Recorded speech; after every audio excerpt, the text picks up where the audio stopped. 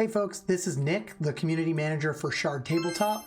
I wanted to talk a little bit today about Shard Tabletop and why I think Shard is the best place and best way to play Dungeons and Dragons and Tales of the Valiant using Kobold Press's content. Now, I just wanted to do a quick video showing you how to get started using Shard, both from the perspective of a game master as well as a player, and to show you some of the ways that we've actually implemented Tales of the Valiant on Shard to make it a really seamless experience for folks who maybe haven't tried playing Tales of the Valiant or they want to, but all of their online content is already set up with 5th edition.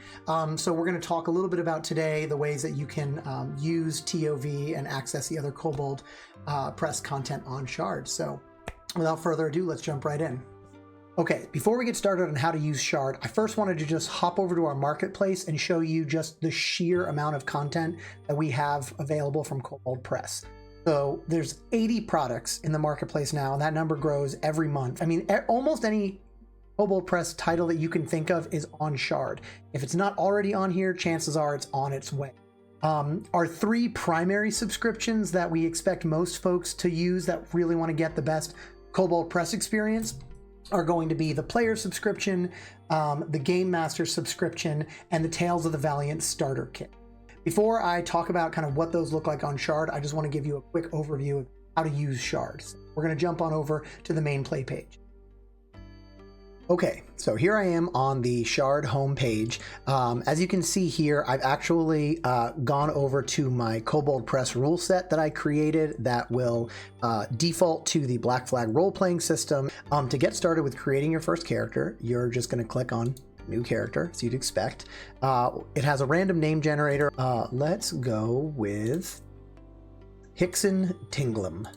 All right, so one thing you may notice is different here than what you might have seen with a 5e character is we've got lineage and heritage here, as well as background, class, and abilities. Just to show you real quickly how easily you can switch back and forth between the Tales of the Valiant system and the base 5e rules, either 2014 or 2024. If you click on the character's name and you go down to game system, you can see here, if I click on 5e 2024, it changes to species. If I go to the game system and go to 2014, it goes to race. So you can see already just how easily you can switch back and forth. But again, we're going to be focused on Black Flag role-playing today. So for lineage, you're going to see all of the base lineages like dwarf, elf, human, but you're also going to see some of these new ones from Tales of the Valiant like Siderian, Beastkin, Small Folk. I've got to go with Kobold, of course. So we'll select them. For heritage, let's say Wildlands heritage. And for background, how about Outcast? So from here, let's pick class. It feels like Druid is what's calling me, but you can see here the Mechanist is the all new class from Tales of the Valiant, as well as all of the other basic classes you would expect to find. So I'll go ahead and click on Druid. You can, if you want to explore ahead, you can go and look at what the subclasses are. But we're going to go ahead and just select Druid. And now we'll just go ahead and kind of skim through here. I'm going to grab some proficiencies. For talents, which is a new mechanic from Tales of the Valiant, I think Quick is the one that makes the most sense. So you can also default to spell slots as usual, or you can switch to spell points, which is a different system that we can talk about on another video. But we'll go ahead and close out. For abilities, we'll make this quick. We'll go with High Whiz and Charisma. Starting equipment, we'll just go ahead and start with the base Shield and Sickle.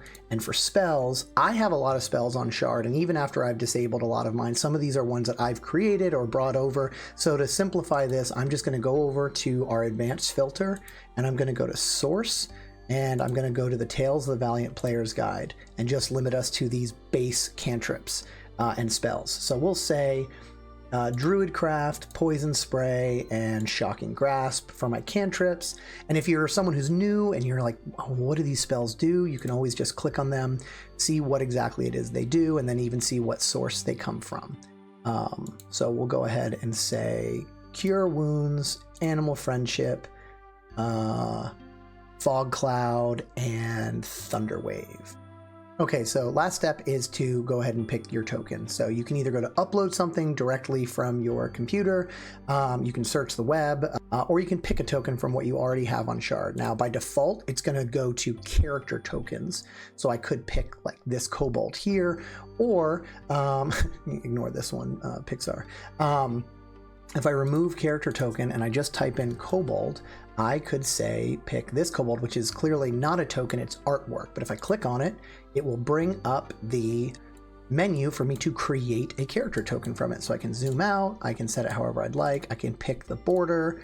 I've got a couple neat ones from our Kickstarter with Ginny D. And then we can go ahead and save it. And that's your character. So from here, you can go to, your actions, your spells, your class features, your equipment. I haven't set any of my description options down here, but you can of course do those as needed, personality traits, etc. And then I can also keep track of my session notes here, write the, whatever the name of the session is or the adventure that I'm in. And when I click new session, it will save the current one and move on to a new one. But yeah, just to kind of show you how the sheet looks, there's a lot here. It's, going from top to bottom. Sometimes it can be a little bit overwhelming to see all at once. So you can actually go in and hit these little icons and minimize them. So you get a little bit of a cleaner sheet, but you can still see what's inside these to click on them for when you need them. So like what does Fierce do? Oh, right. I can use a reaction to attack a creature, a larger creature after it attacks me. And then up here, it'll show me all of my different actions. So luck is a new mechanic in Tales of the Valiant. You can click on it if you need a reminder for how it works.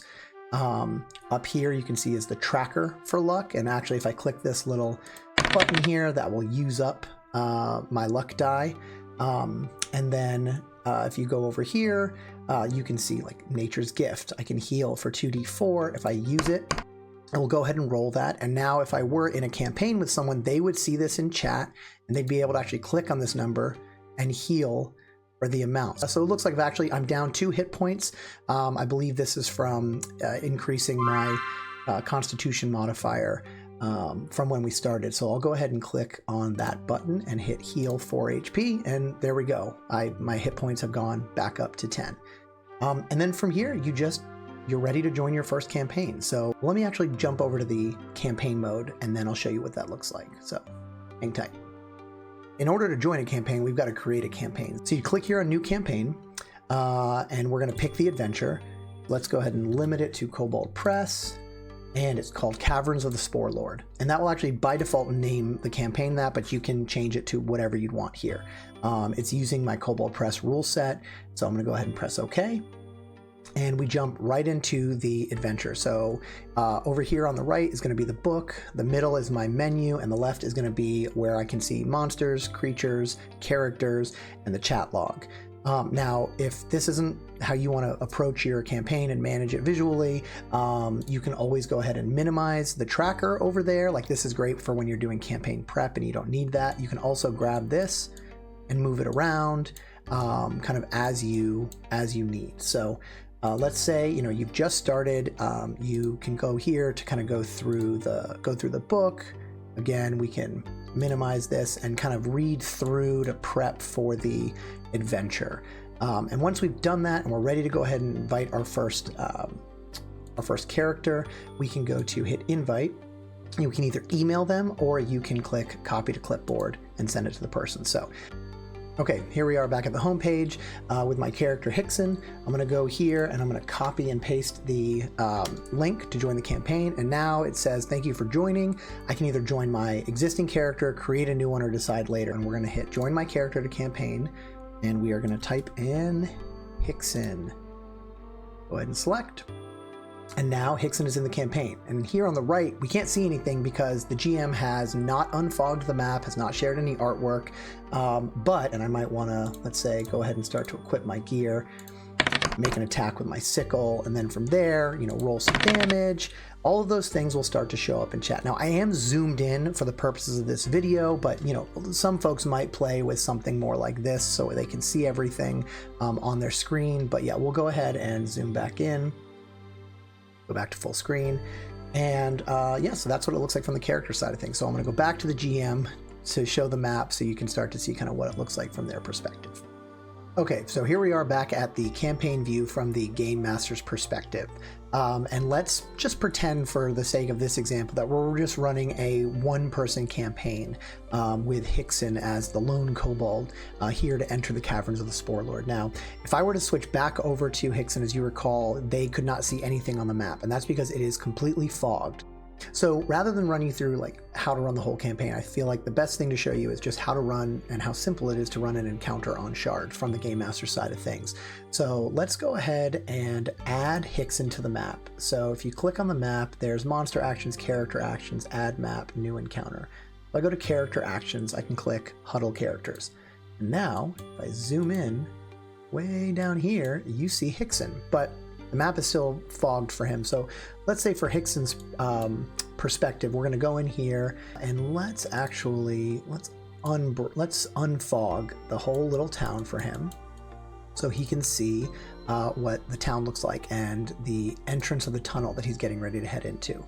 But as we go a little bit further, we'll probably want to pick a smaller brush, and let's say we're going to clear out to here, and we'll pretend that Hickson has made his way to this fork in the road, fork in the tunnel, and decides to head into this tunnel because he hears someone calling for help. Now, this is your chance as the GM to go ahead and look ahead and say, all right, well, wait, let me remind myself what they're walking into. So you can click on this little menu here, which shows you a variety of options. Go to where it is in the book. So we're going to do that first. We're going to go to Dustin's Folly. There's a man sobbing for help, and here is some flavor text for you to either read yourself, and you can click here and you can share this as a description for folks who like to see what's being read to them. But you describe what's happening, and then you want to say, okay, well, I'm trying to remember what exactly are they walking into. So I clicked on the little binoculars image, which brings up a view of the campaign. So again, I'm zoomed out a bit, so some of the text is a little bit crammed, but what you can see here is there's Dustin, and they are surrounded by two of these Skull Bloom and a Bloat Blossom. You can click to view their details, and then you can do the same for Dustin. So we can say, all right, what is Dustin? All right, he's he's only got 8 hit points, so he probably only has like 1 round to survive, if that. So once you've taken a moment to kind of refresh your memory, we can close this. Now you could also modify the encounter at this point. If we wanted to make it a little bit easier, we could click to remove one of these monsters before we get started, but we'll just go ahead and close out here. We will go to our fog brush, and we will clear out the tunnel for Hickson to see. And then from there, I can simply click on the pin and hit start encounter. And now automatically any of the creatures that were from that encounter will populate. It will go ahead and automatically roll their initiative. We can go to Hickson and imagine this is the player doing this, but they click here, they roll their initiative, automatically places Hickson at the top. Now I'm currently playing without the grid enabled. You can show the grid if you would like. So if you wanted to maybe make everyone match up to a specific grid, you can. So we would go ahead and let Hickson start. Hickson wants to give Dustin a chance to get away, so he's going to cast Fog Cloud. So he goes to cast it. It automatically uses up one of his spell slots. It adds it here as a concentration spell with 1 hour duration. And then if I want to add something to the map, I can click this little add spell token. There we go. And that can, now Hickson can call out for Dustin to, run to his voice. So now let's say we move to the Skull Blooms. It's their turn in combat. So we can actually, you can use this to go to indicate whose turn it is. The numbers beneath them also indicate what they are in the turn order. So you can kind of start to think ahead. Okay, I know this guy and this guy are going to go, and then Dustin's last. So we won't run through the whole encounter, but let's say that this Skull Bloom now is going to make an attack, but it's going to be with disadvantage because of the fog cloud. He's going to attack, and a 15 would hit Dustin's AC. We can see here he only has an AC of 10. But if I click here on disadvantage, 9! which means he's gonna miss. And so let's just pretend for the sake of Dustin that the others miss as well. And Dustin goes ahead and uses his action to disengage, and he runs back through the fog. You can see it will show you how far you're moving the token. And is able to run back to the safety of the tunnel's entrance, leaving Hickson to either stay and fight or to run away. And he might want to cast, let's say, a Thunder Wave. So just to show you what that looks like, let's say he goes to cast it. All right, so if we zoom in a bit, we can see that it would do 2d8 damage with a 13 Constitution save. So we'll go ahead and have Hickson roll his damage. All right, 5 damage. Now let's again imagine the creatures have moved closer to him and are within range. We could go ahead and we can always click on him and see, all right, these guys are going to be within range. Once I've done that, if I want to go ahead and save the time and not have to click through each one and save on them individually, if I hit Control click, I can actually select them all. I can go and hit Save Con 13, Constitution save. Now I can either just roll the save or I can roll the save, and if I do, they will take either 5 damage, which is the full amount of damage, or they'll take half damage if they if they save, and they'll take 5 if they fail. So we'll go ahead and do that. It will roll all 3 of them. You can see 2 failed and 1 passed. So those ones would go ahead and we would move them back. You know, oh, I still have them all selected, so I'll want to just select, let's say these are the 2 that got hit, move them back the 15 feet, and if you look at their hit points, the -5 damage has already been applied. So Hickson and Dustin make their escape. You're ready to move on to maybe perhaps a role-playing portion of the campaign. So you can always go here, back to the book, go to the table of contents, go to Hull Gig if you need to go back and remind yourself kind of like what's going on back in the town. And then also if you look over here and you're like, well, I need to kind of clean up this encounter, you can simply click Finish. And it depends on how you want to run your campaign. If you're someone who uses Milestone, you can actually click off here and just get rid of the experience points from it altogether. And if you're someone who would treat that as experience points or having escaped from them, you would hit OK. And if you would decide, no, I don't think that we're going to give him the full experience points, let's give him half. Click here and go ahead and hit save or OK. And now it goes back to Hickson. This is what it kind of looks like from the campaign view. It's how you run an encounter, showing you how to invite folks. There's also a treasure option, which can be really nice for when you don't want to have to manage who gets what. You can simply click to pick a treasure and say that they found 50 gold on their way out of the cave, and let's say some studded leather armor from a previous adventurer. So we'll go here, we'll hit add, and we'll save it. And now I can click grant, and that will go into the shared treasure. So now when the players go to look at their shared treasure, they can see, oh wait, what did we get? All right, we've got this studded leather armor, we've got the gold pieces. You can click here and hit distribute. And if we had multiple characters, you could select who gets what, and it will automatically distribute the gold or the currency in an even fashion. But say there's 6 daggers, then you could give 2 daggers to each of the 3 players. There are ways to switch to other maps. So let's say that I wanted to show them an up close of kind of what those monsters look like that they're fighting. I could describe it. I could also click Handout, and now they will suddenly see this taking up their whole screen. And if they, for whatever reason, want to go back and look at this later, they can just go here and click it in chat, and they can click to view it, or we can even add it to the journal. The journal is over here, and it's something that is visible to both the players and the game masters. It's a great place to add content from your books that you want them to see. Your log is over here. This is where you're going to keep track of your encounters, chat. And then there's, of course, the audio tag. Now, I have my audio fully disabled for this, but I have hundreds of audio files with music and sound effects and things like that. You can run those in here. You can run different sounds concurrently, tag them so that you've got, horror, ambience, combat, etc. But those are all going to be tracked here. You, the GM, can control the volume. You can also increase or decrease depending on what type it is. And then the players themselves can also change the volume or disable it altogether. All right. Well, that kind of sums up things from the Game Master's perspective. I hope that you enjoyed today's video, and I hope that you'll consider going to Shard Tabletop and creating that account and giving it a try.